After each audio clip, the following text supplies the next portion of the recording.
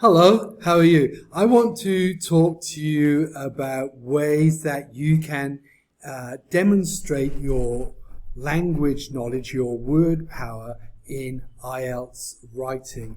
Now we know that synonyms are a very good way of doing this, but as we have seen, it can be very clumsy and actually have the opposite effect of what you want and make your writing seem more automatic and less spontaneous. So I've already talked to you about the magic word, a strategy for finding the key word in the question and changing the word form. And now I want to talk to you about the magic trick.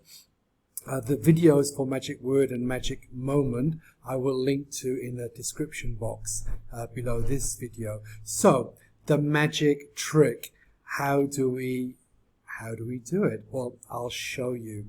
So here are some sample IELTS Task 2 essay questions, and as you can see, I got them from the IELTSLiz.com site. There are lots and lots of sites where you can find practice questions or sample questions.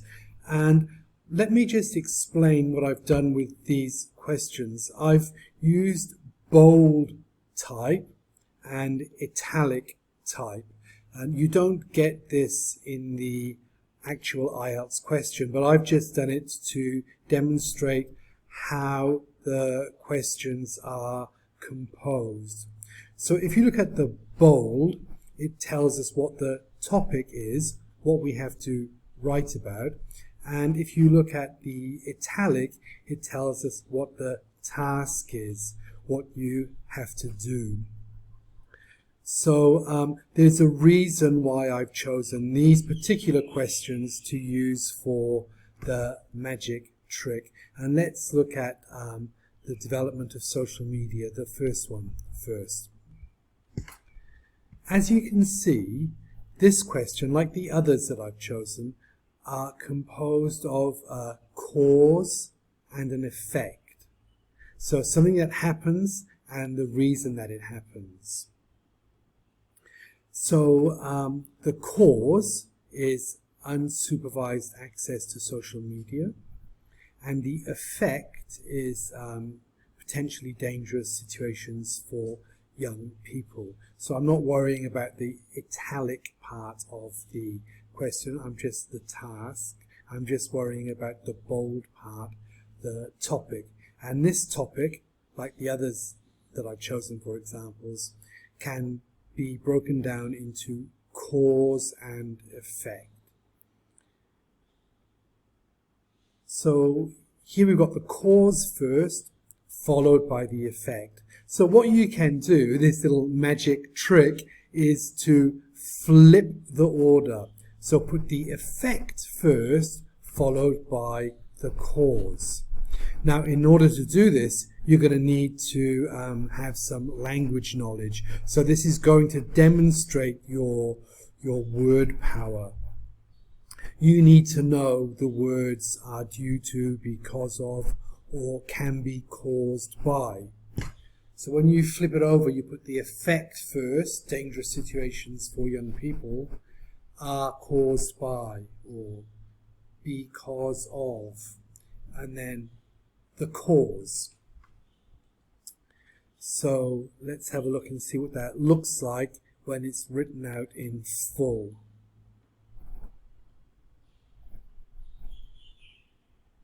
So here you can see it's been paraphrased. It's put into your own words. You haven't changed the vocabulary very much, but you have really made it your own, and you've demonstrated your word knowledge by using an expression such as can be caused by.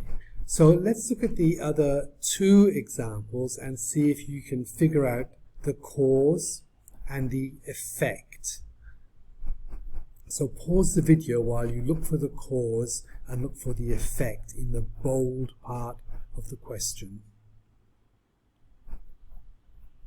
Okay, did you find it? Did you identify the cause and the effect? Did you figure out which one comes first and which one comes second, so that you can flip them around.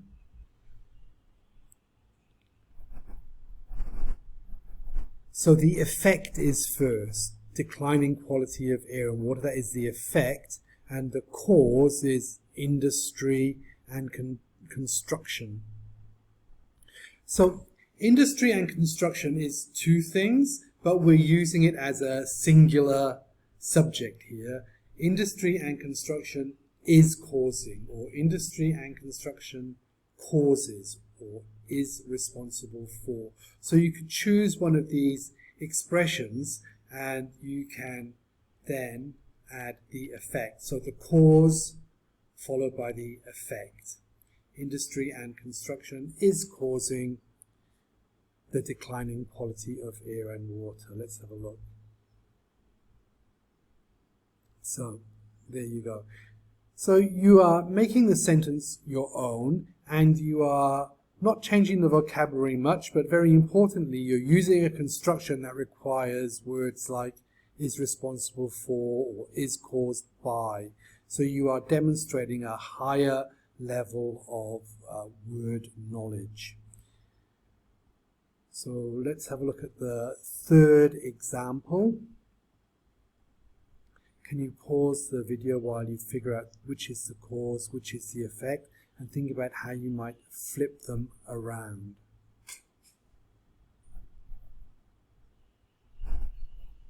So here it is.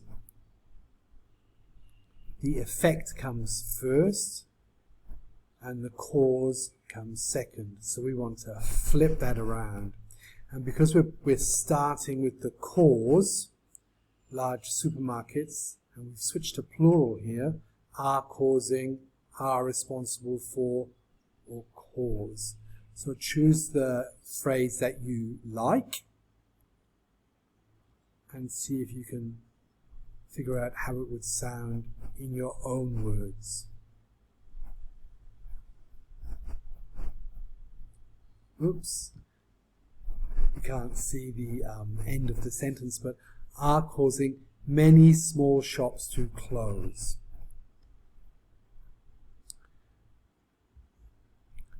So it's not as straightforward as using synonyms, but I think it gives a much more sophisticated sound to your writing.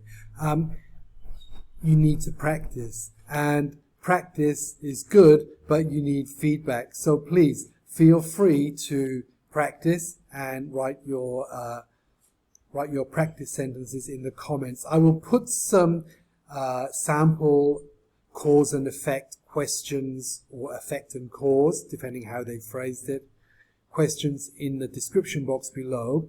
Feel free to have a look at them and try it out, see if you can rephrase them, and put your paraphrases in the comments box and I will give you some feedback. Thanks very much for watching this screencast, and I look forward to talking to you on the next one. Bye-bye.